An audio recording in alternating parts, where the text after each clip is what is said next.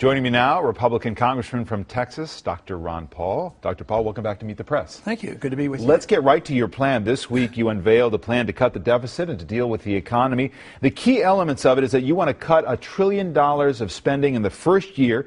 To do that, you would eliminate 5 cabinet departments: energy, housing and urban development, commerce, interior, and education. On Monday in Las Vegas, you unveiled the plan, and this is what you said about it. I have a personal conviction that this will not hurt anybody. You cut government spending, that goes back to you. How is that possible that a draconian cut like this would not hurt anybody, particularly in this economy? Because we have to take this money from the economy, and the politicians get to spend it. So that's a negative. It hurts the economy. After World War II, we cut spending by 60% and cut taxes. 10 million people came home.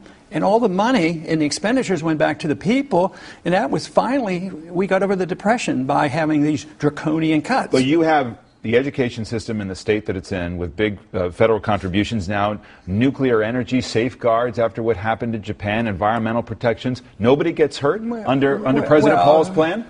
We cut back on those, and the Department of Energy I cut, but some of those things are just transferred to the DOD department, nuclear controls and things like that. So they aren't eliminated, but they are significant. I'm the only one that's offering it. I mean, if spending is a problem, which all the candidates have claimed, spending too much and the debt's too big, but who's proposing it? See, to me, the question I ask myself is, what should the role of government be? And I've come down on the conclusion that it shouldn't be that we're the policemen of the world and we have this runaway entitlement spending. So therefore, if the role of government is the constitutional approach, you can't keep spending like this, because now we face this worldwide crisis of sovereign debt. That's our big problem, but you can't deal with that unless you cut spending. The Fed chief has said to focus so exclusively on debt reduction as you would do could harm our prospects of reviving economic growth. I just used a perfect example. By draconian cuts after World War II, it stimulated the economy because the resources aren't diminished. The resources are put back into the economy, and the people spend the money. But now all we do is give them debt. We tax, we borrow, and then we inflate, and then we distort the economy, so we destroy the production because the government takes over the economy, and that's the negative. As you well know, you have a lot of support among young people. That's right. They're borrowing to pay for college at record levels. Would you abolish all federal student aid? Eventually, but my program doesn't do it. There's a transition in this. But that's your ultimate aim. Yes, because there's no authority to do this. And just think of all this willingness to want to help every student get a college education. So they're $1 trillion in debt. We don't have any jobs for them. The quality of education has gone down, so it's a failed program.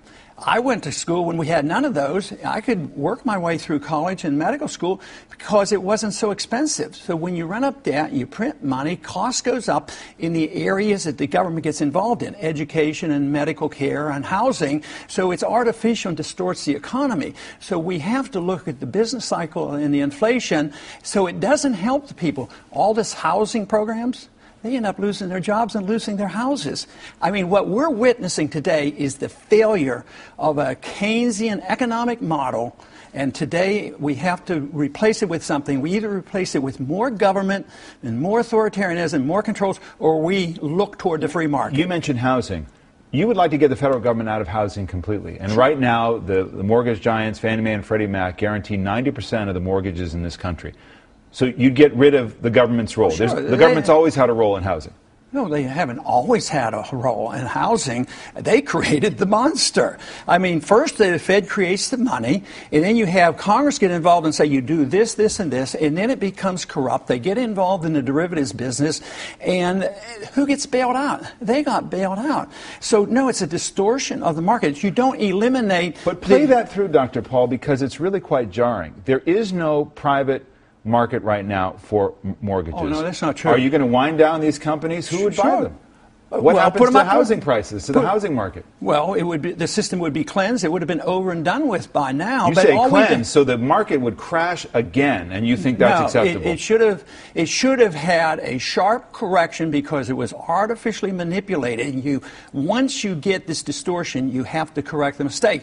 So you do what we did in 1921. You allow the correction to occur in 1 year, and you go back to work. If you keep transferring the debt from the private owners or the pseudo-private owners, the Fannie Mae's and the Freddie Macs that participated in the bankruptcy, you bail them out and you bail out the banks and you bail out the Wall Streeters, you dump all this debt on the people. Let me ask you a couple things about foreign policy. Iraq.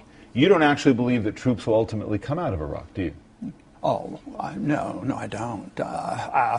We'll change their names. I mean, we're going to have, they've already admitted there'll be 15,000, but, you know, they've morphed the private sector with the military, the CIA and contractors. It's a mixture. But there's going to be 15,000 in the armed camp, you know, the fortress, the embassy, the biggest embassy in the world. Al-Sadr, who is the champion of national sovereignty for Iraq, he says that is still occupation, and occupation is the key word for why we should look out. There's a civil war going on in northern Iraq. The Turks have already put troops into Iraq. Turks are now allying with the Iranians because there's civil strife up there. That is a consequence. The Christians have been run out of Iraq. And ironically, there were no al-Qaeda in Iraq. They're there now. So there's nothing but chaos. We are going to have a military presence there, undoubtedly. Under President Paul, Osama bin Laden would likely still be alive. So would Muammar Gaddafi. No, I think that's wrong. You would have ordered the kill on bin Laden? I voted for it. I voted for the authority. But I thought shortly thereafter, they didn't go after him. We had him trapped at Tora Bora. And we should have had him there. We shouldn't have gone in the nation building. We dropped the ball. We went in and started a war in Iraq. But you supported the effort then to get him? Oh, absolutely. I voted for it. But it should have been done, you know, in 3 months or 2 months. But also, when it started lingering, I argued against occupation, against the war, and I reintroduced the notion of a letter of marque and reprisal and targeting one individual rather than saying we're going to declare war against the world. And now we're in all these countries, and it's an endless fight, and there's no end in sight. You actually, in October at the Press Club, described our foreign policy this way. I'll show it for you. We have crossed that barrier from republic to dictatorship, to tyranny, to empire. To empire. If you look at what happened in Libya, do you believe that the United States has a moral responsibility to deal with humanitarian crisis anywhere in the world? No, only voluntarily. We don't have authority in the Constitution to get involved in internal affairs or get involved in entangling alliances. The Constitution doesn't give you the authority. They get us into more trouble. They undermine our national defense, and they cause a lot of trouble. If you want to do it voluntarily and get involved, you can volunteer and go over there and don't send your money. But I don't, as a president, have the authority to go. If our national security is threatened, then you do it properly. This president now has gone in there on his own. He has flaunted the responsibility to go to the Congress. He doesn't get permission. And we went over, that wouldn't have happened without our money and our drones and our missiles and all, and it happened. So we're responsible for the chaos. Do you think the drone war that this administration is waging is illegal? Yes, it is. It's illegal under international law, and there's no authority in our Constitution that we can just willy-nilly drop bombs on anybody that we want. We kill innocent people this way. Why do you think people hate us? Because there's so much collateral damage. You see, oh, this is a bad guy. We'll drop a bomb on him and kill him. Well, we might hit him, we might miss him, we might hit another car, and then you kill 10 other people. What would we do if they did that to us, David? We would be a little upset if China did that to us, wouldn't we? You said in 2000 that the prospect of Iran attacking Israel was like the prospect that it would invade Mars. Well, I didn't use those words, but essentially that might be... Right. No, you actually did. I looked at the transcript. Yeah. Okay. And the reality is that the biggest existential threat that Israel faces is from Iran. If Iran attacked Israel, would the United States under President Paul intervene? They wouldn't need to. Israel has 300 nuclear weapons and missiles. The odds are so remote. Iran can't even make enough gasoline for themselves. They have to import gasoline. So they don't have intercontinental ballistic missiles. They don't have a nuclear weapon. There's a big discussion going on how far along they are. And I was in the service and lived through the 60s. The Soviets had 30,000 of them, and they were going to bury us. And we survived that. So for us to plan to go to war against Iran under these conditions scares a lot of Americans. It certainly scares the young people of the world, the people I talk to, because they're going to bear this burden financially, and also they may be required to fight these wars that are unnecessary and unconstitutional. Let me ask you about the role of government. You've said about taxation, in a way that doesn't mince his words, the following: taxation is immoral. You're told the Libertarian Party News. Would you scrap the tax code altogether? That'd be a pretty good idea, a pretty good start.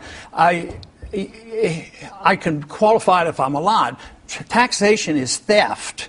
When you take money from one group to give it to another, when you transfer the wealth. Now, taxation could be accomplished with user fees and, highway fees and gasoline taxes and import taxes.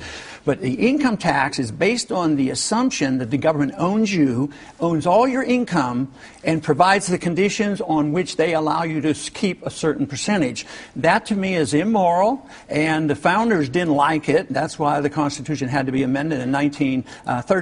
Social Security, you talk in your plan about allowing young people to opt out. Is your ultimate goal that Social Security should go away? I think there is a much better chance that it would be solvent. It's totally insolvent now, but my plan explicitly protects the elderly and the sick in the transition to be taken care of. The young get out, but the only way we can guarantee that the elderly will be taken care of is cut spending. That's why I offer $1 trillion. So the elderly now are reassured. Well, he's serious. He's not going to waste all this money overseas and all this foreign aid. So you cut benefits? No. Eventually, would you have to do that? Not if young people are opting out and not paying in. I would balance the budget. There would be no inflation, no reason for increase in cost of living increase. And in time, I think you could raise this age. Mine was 25 and under, but it should. The only complaint I've gotten so far is somebody came up to me, he says, I'm 26. Why don't you let me get out? And I think that's what the move will be, because they want people want to assume responsibility for themselves. Let me ask you about politics in this primary fight. You said you were disgusted by some of the debates that you've been engaged in now. What's turned you off? Well, I guess it's the uselessness of some of this rhetoric. I mean, arguing over who mows Mitt Romney's lawn? I mean, in the midst of a crisis, a sovereign debt worldwide crisis, the biggest in the history of the world, and the financial system of the world is about to collapse. We're about to have another devaluation of not our currency, but our credit rating.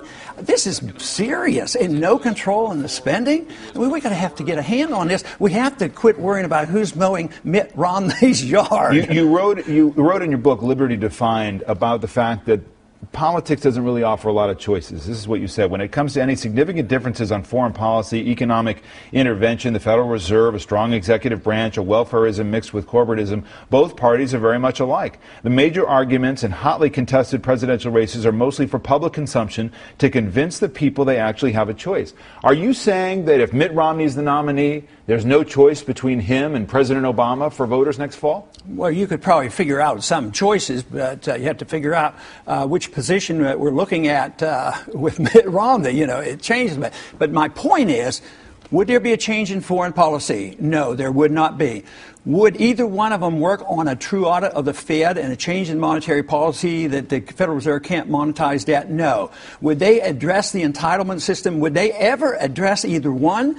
That we should have concern about our debt and cut something like $1 trillion because we're on the road to fiscal insanity and a breakdown of the world financial market? No, there would not be a significant difference between the two, although on the edges maybe. I think Mitt Romney now is probably very sincere about his right to life issue, and probably on the tax issues there would be some differences. But the big issues, the big policies, regardless, I mean, Obama was elected elected as a peace candidate and expanded the war, and he goes into war without even congressional approval.